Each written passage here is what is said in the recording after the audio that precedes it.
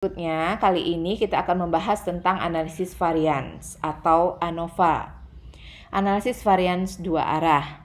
ANOVA dua arah adalah metode analisis yang digunakan untuk pengujian ANOVA yang didasarkan pada pengamatan dua kriteria. Setiap kriteria dalam pengujian ANOVA mempunyai level.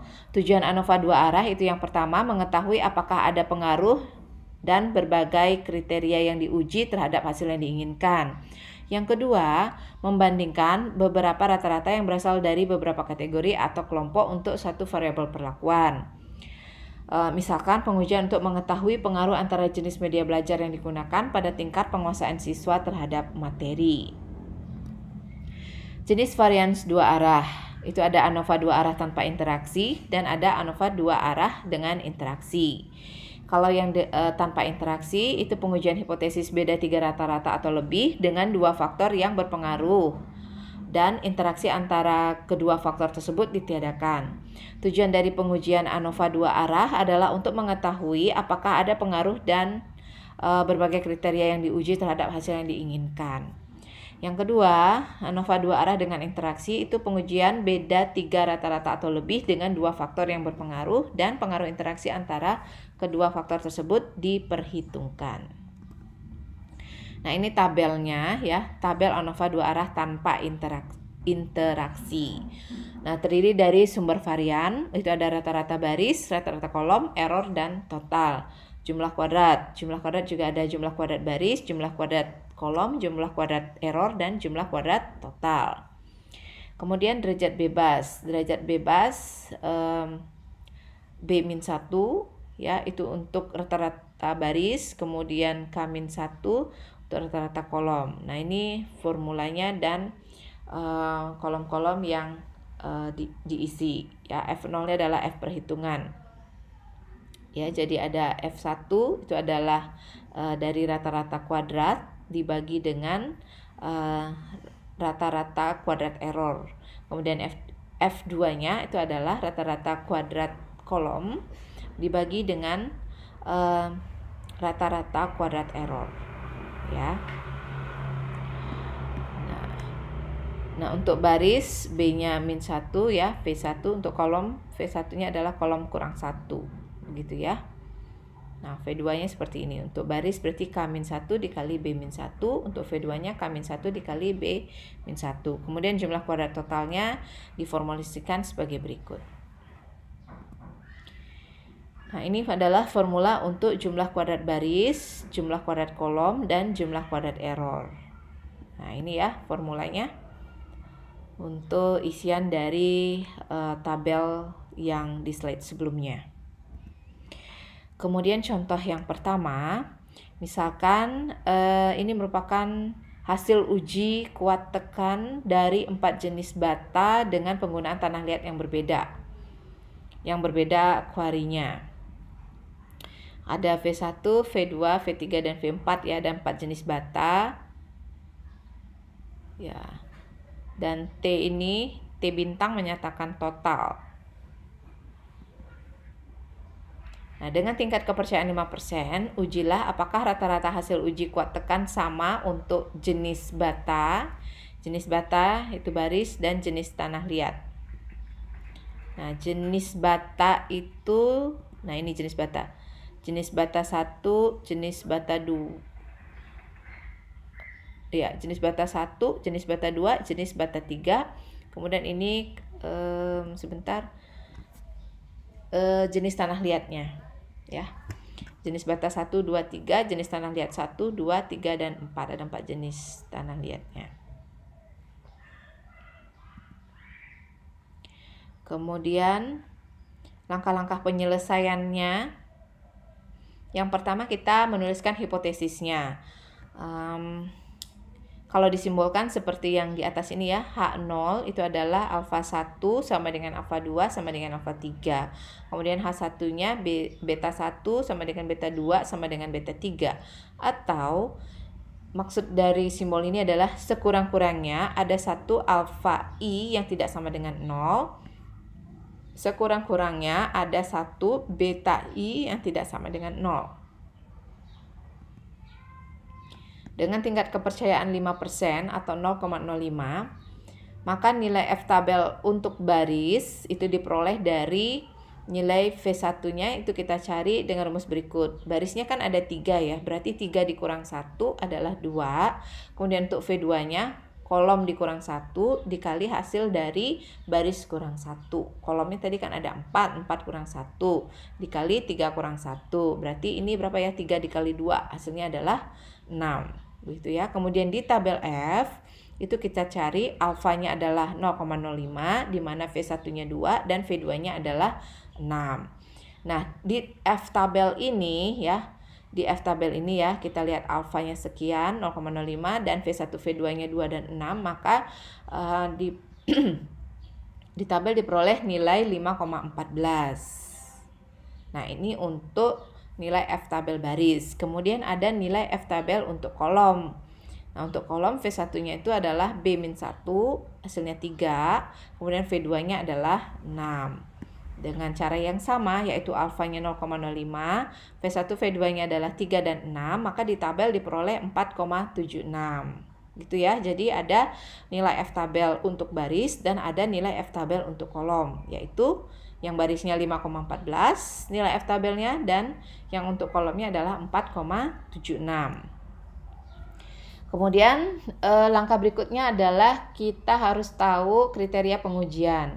Yang pertama, H0 itu diterima apabila F0-nya, F hitungnya ini ya, kurang dari atau sama dengan 5,14. F tabel tadi ya, F tabel baris. Itu diterima, ditolak berarti sebaliknya, ya kan? Kemudian H1 itu diterima apabila F0-nya, F hitungnya itu kurang dari atau sama dengan 4,76. Gitu ya. Nah, jadi ada 2 kriteria pengujian. Kemudian selanjutnya kita akan menghitung nilai jumlah kuadrat total dan jumlah kuadrat baris ya. Nah, dengan formula sebagai berikut. Nah, tinggal kita input nilai-nilai yang sudah ada, maka diperoleh jumlah kuadrat totalnya adalah 30,92 dan jumlah kuadrat barisnya adalah 15,74. Nah, ini jumlah kuadrat kolom, jumlah kuadrat error yang ini ya. Nah, ini rumusnya. Tinggal di input nilai yang sudah ada, maka tabel yang harus kita isi di slide sebelumnya tinggal kita input nilai-nilai setelah kita melakukan perhitungan ini. Nah, jadi setelah menghitung dan melengkapi tabel tadi ya, tabel ANOVA-nya, maka dapat ditarik satu kesimpulan. F hitungnya didapat 3,55, di mana nilai F hitung ini ternyata lebih kecil dari F tabelnya, yaitu 5,14. Artinya dia menerima H0. Dimana maksud dari menerima H0 itu adalah rata-rata kuat tekan sama untuk penggunaan ketiga jenis tanah liat. Kemudian yang ke B ya, jawaban dari pertanyaan B, F0-nya didapat 0,45 dan nilai ini juga lebih kecil dari F tabel 4,76. Maka H0-nya diterima. Artinya rata-rata kuat tekan sama untuk penggunaan keempat jenis bata. Nah, kemudian untuk ANOVA 2 arah dengan interaksi, tabelnya seperti ini. Ya, tabelnya seperti ini. Nah, dengan rumusnya nanti ada di slide berikutnya. Mencari F1, F2, dan F3, setelah itu dibandingkan dengan nilai tabelnya. Sama seperti tadi ya, mirip. Nah, ini adalah formula untuk menghitung jumlah kuadrat total, jumlah kuadrat baris, dan jumlah kuadrat kolom untuk mengisi tabel yang ini. Oke. Nah, ini jumlah kuadrat bagi interaksi baris kolom. Ya, karena ada interaksi ya, ada tambahan dari variansnya yaitu jumlah kuadrat bagi interaksi baris kolom dengan formula sebagai berikut, dan jumlah kuadrat errornya adalah jumlah kuadrat total dikurangi jumlah kuadrat baris dikurangi jumlah kuadrat kolom, dan ini jumlah kuadrat bagi interaksi baris kolom. Contoh yang kedua untuk ANOVA 2 arah dengan interaksi.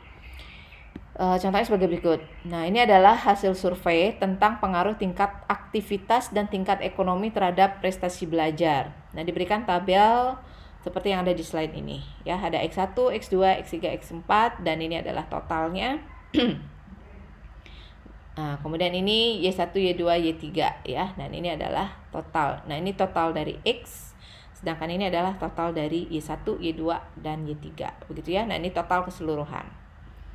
Oke, bisa ya baca tabelnya. Ini adalah total dari X1, total X2, total X3, X4, dan total keseluruhan. Ini adalah total Y1, total Y2, total Y3. Dengan tingkat kepercayaan 5%, ujilah apakah ada pengaruh dari kedua faktor tersebut terhadap prestasi belajar. Nah, yang ke B, apakah ada interaksi antara kedua faktor tersebut. Artinya yang dicari tingkat aktivitas dan tingkat ekonominya ya. Seperti biasa, langkah yang pertama adalah kita menuliskan hipotesisnya. Untuk yang pertanyaan A, ini ada dua pertanyaan ya. Yang pertama kita menggunakan kita menuliskan hipotesisnya. F1 H0-nya adalah alfa 1 sama dengan alfa 2 sama dengan alfa 3 sama dengan 0. H1-nya sekurang-kurangnya ada 1 alfa I yang tidak sama dengan 0. Kemudian beta 1, beta 2 sampai beta 3 sampai beta 4 ya sama dengan 0. Sekurang-kurangnya ada 1 beta J yang tidak sama dengan 0. Kemudian hipotesis berikutnya H0 sama dengan alfa B11, alfa B12, alfa B13 sampai alfa B43. Ya. Itu sama dengan 0. Hipotesis alternatifnya sekurang-kurangnya ada 1 alfa beta IJ yang tidak sama dengan 0. Nah, untuk mempermudah dalam penyelesaian, masing-masing dijumlahkan terlebih dahulu. B-nya 4, K-nya 3 dan N-nya 3. Nah, ini ya. Kriteria pengujian alfa 5%. F1 lebih besar dari F alfa ya, B-1, B K N-1. Nah, jadi di sini alfanya kan tadi 0,05 ya, kemudian barisnya ada 4. Barisnya ada 4 kah?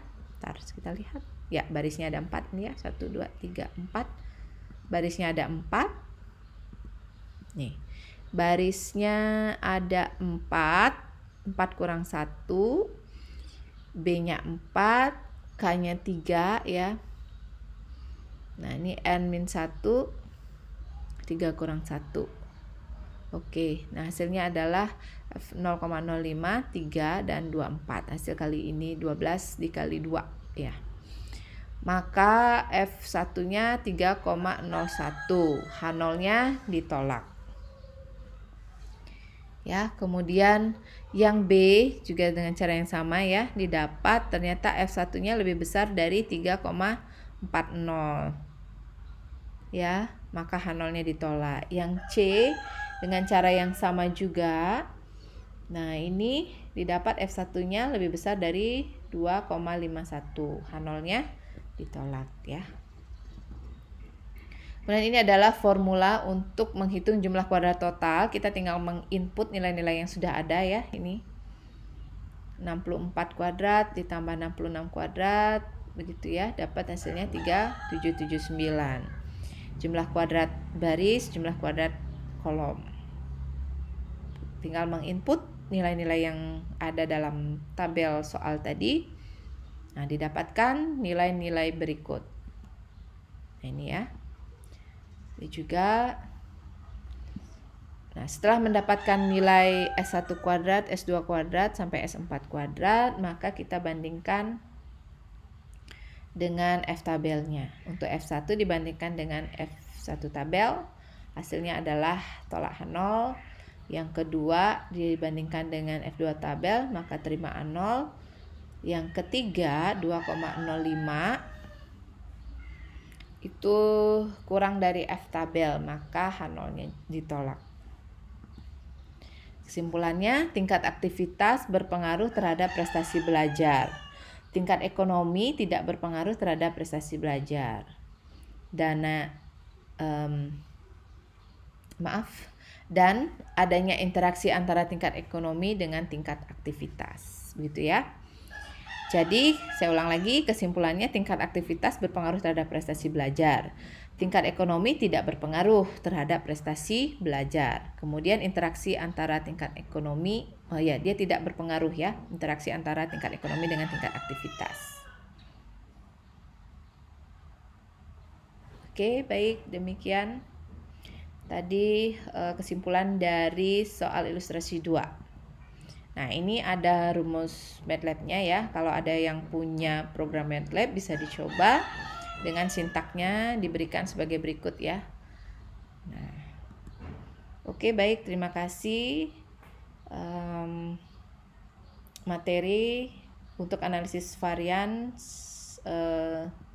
sudah kita pelajari. Nah, sampai ketemu di semester di pertemuan berikutnya. Terima kasih.